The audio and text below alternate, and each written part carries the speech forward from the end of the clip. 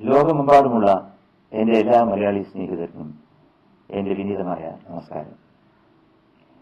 ഏകദേശം 33 വർഷമായി ഞാൻ മലയാള സിനിമയിൽ ഗാനങ്ങൾ ആലപിക്കുന്നു. സംഗീത സംവിധാനം ഈയിടെ നിർവഹിച്ചു. ഒരു പടം പ്രൊഡ്യൂസ് ചെയ്യുകയും ചെയ്തു. എൻ്റെ മനസ്സിൽ കുറേ വർഷങ്ങളായിട്ടുള്ള ഒരാഗ്രഹമാണ് ചാരിറ്റി.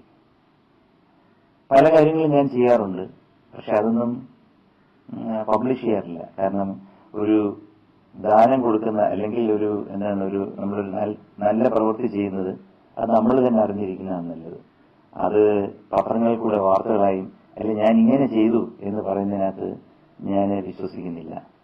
അതുകൊണ്ട് എൻ്റെ കുറേ നാളത്തെ ഒരു ചിരകാല അഭിലാഷം ഞാൻ പൂർത്തീകരിക്കുകയാണ്. MG ശ്രീകുമാർ ചാരിറ്റബിൾ ഫൗണ്ടേഷൻ എന്ന ഒരു സ്ഥാപനം ഞാൻ എൻ്റെ സരിഗമ സ്കൂൾ ഓഫ് മ്യൂസിക് ഉണ്ട്, ആ ബിൽഡിങ്ങിൽ തന്നെ ഞാൻ സ്റ്റാർട്ട് ചെയ്യാണ്. ശ്രീരാഗം 2014 എന്നാണ് ഇതിന് പേരിട്ടിരിക്കുന്നത്. നമ്മളുടെ എല്ലാം പ്രിയങ്കരനായ ബഹുമാനപ്പെട്ട മുഖ്യമന്ത്രി Shri Oommen Chandy, Shivakumar, KC Joseph, O Rajagopal, M Vijayakumar തുടങ്ങിയ പ്രശസ്തരായിട്ടുള്ള വ്യക്തികളാണ് അതിന്റെ ഉദ്ഘാടന കർമ്മത്തിൽ പങ്കുവഹിക്കുന്നത്. എന്തിനാണ് MG ശ്രീകുമാർ ഇങ്ങനൊരെണ്ണം തുടങ്ങുന്നത് എന്ന് പലരും ചോദിച്ചു.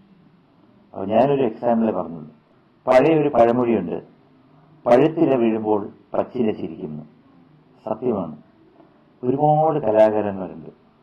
അവരൊക്കെ നിർഭാഗ്യവശാൽ അവർക്കൊന്നും മലയാള സിനിമയിൽ സംഗീതത്തിലോ അല്ലെ അഭിനയത്തിലോ അവർക്ക് ഉന്നതികളിൽ വരാൻ സാധിക്കാത്ത നിലകളിൽ അവർ അധപതിച്ചു പോയിട്ടുണ്ട്.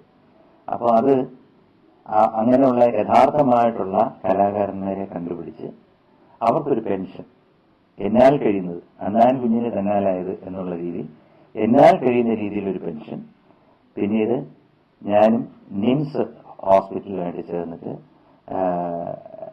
ഒരു കാർഡ് ഈ നിർദ്ധരായിട്ടുള്ള അവശ കലാകാരന്മാർക്ക് കൊടുക്കും. ആ കാർഡ് ഉപയോഗിച്ച് അവർക്ക് ഒരു വർഷം 1 ലക്ഷം രൂപ വരെ അവർക്ക് ചികിത്സാ സഹായം ആ ഹോസ്പിറ്റലിൽ നിന്നുണ്ടായിരിക്കും. അതുപോലെ തന്നെ ഏകദേശം 15 പേർക്ക് ഒരു വർഷം ബൈപ്പാസ് സർജറി, ഹാർട്ടിന്റെ ബൈപ്പാസ് സർജറി ഫ്രീ ആയിട്ട് 1 രൂപ പോലും ഇല്ലാതെ അത് ചെയ്തു കൊടുക്കുന്നതാണ്.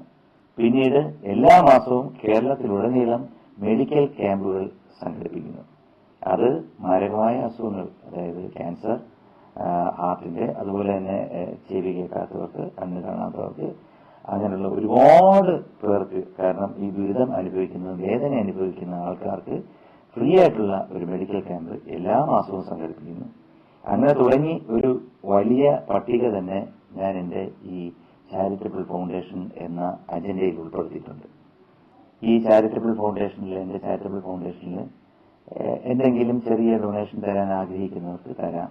അത് നിർബന്ധമേ അല്ല.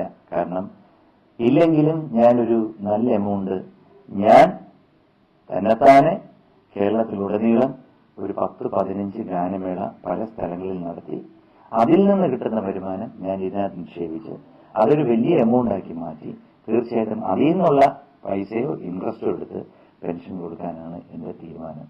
കാരണം ദൈവം സഹായിച്ച് ഒരു ശബ്ദം കൊണ്ടാണല്ലോ ഞാനായത്.